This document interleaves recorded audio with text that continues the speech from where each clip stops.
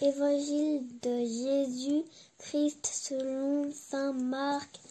Rendez droit les sentiers du Seigneur.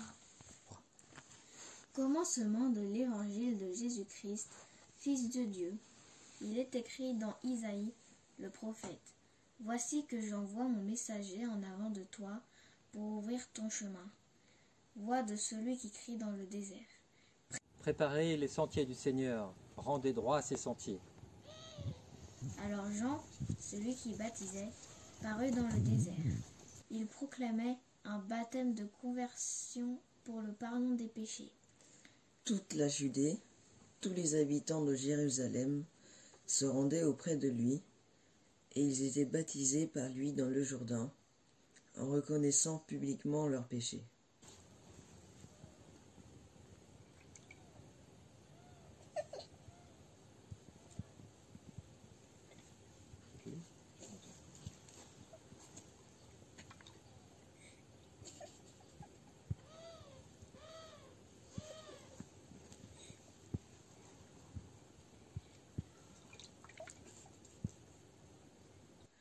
Jean était vêtu de poils de chameau, avec une ceinture de cuir autour des reins. Il se nourrissait de sauterelles et de miel sauvage. Il proclamait : Voici venir derrière moi celui qui est plus fort que moi. Je ne suis pas digne de défaire la courroie de ses sandales. Moi, je vous ai baptisé avec l'eau. Lui vous baptisera avec le Saint-Esprit.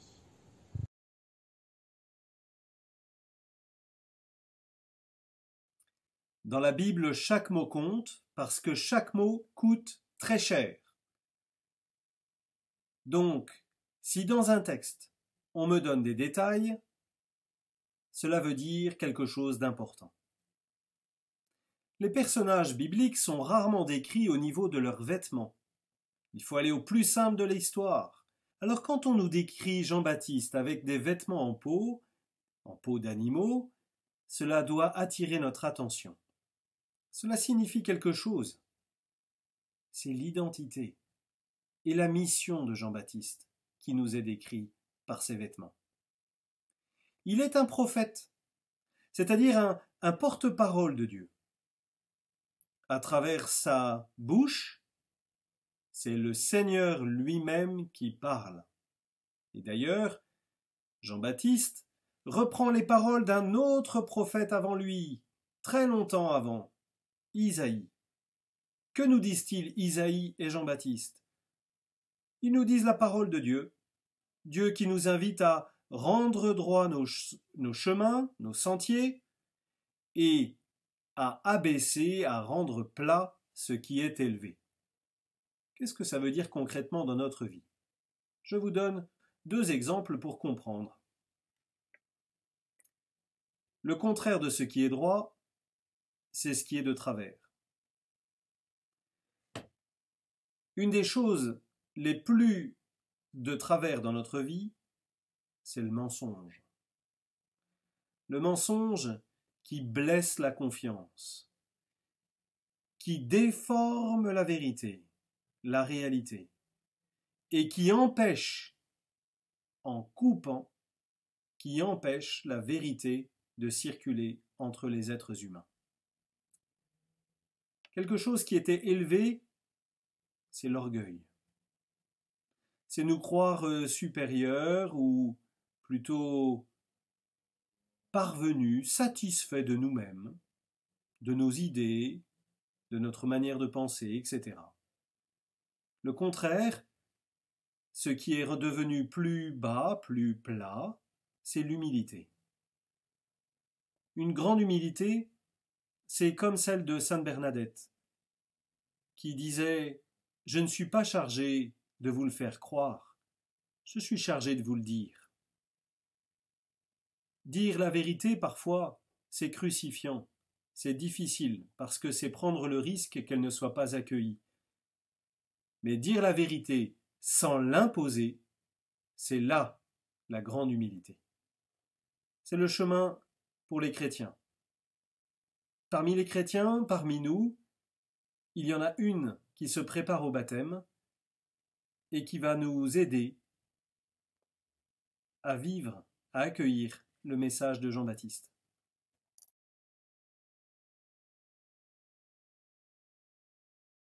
J'ai commencé un chemin, et quand je serai au bout, je verrai la maison de Dieu.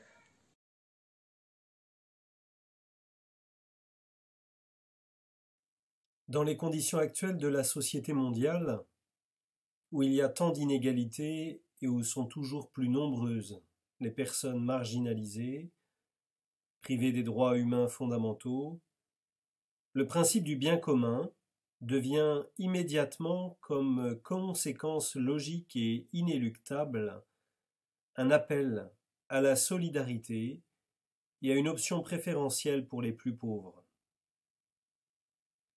Cette option implique de tirer les conséquences de la destination commune des biens de la terre. C'est aujourd'hui une exigence éthique fondamentale pour la réalisation effective du bien commun qui inclut aussi les générations futures. On ne peut plus parler de développement durable sans une solidarité intergénérationnelle. Les prévisions catastrophistes ne peuvent plus être considérées avec mépris ni ironie. Nous pourrions laisser trop de décombres, de déserts et de saletés aux prochaines générations. Le rythme de consommation, de gaspillage et de détérioration de l'environnement a dépassé les possibilités de la planète, à tel point que le style de vie actuel, parce qu'il est insoutenable, peut seulement conduire à des catastrophes, comme de fait cela arrive déjà périodiquement dans diverses régions. De l'encyclique Laudato Si du pape François, les numéros 150 et 160.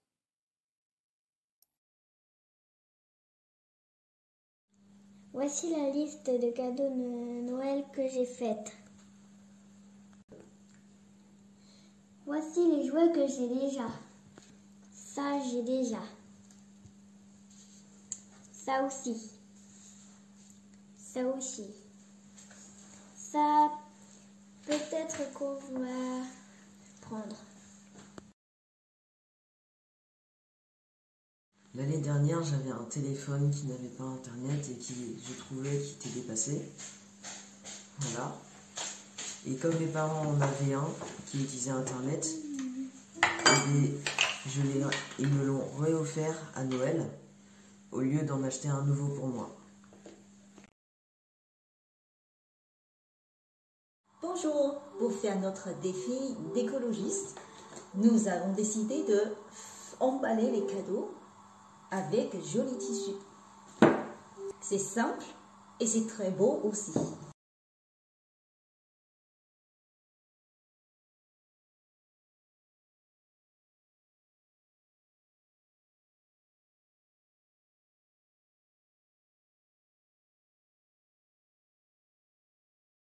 Pour mon défi de Noël vert, j'ai décidé d'écrire un poème sur une carte que j'ai faite par moi-même.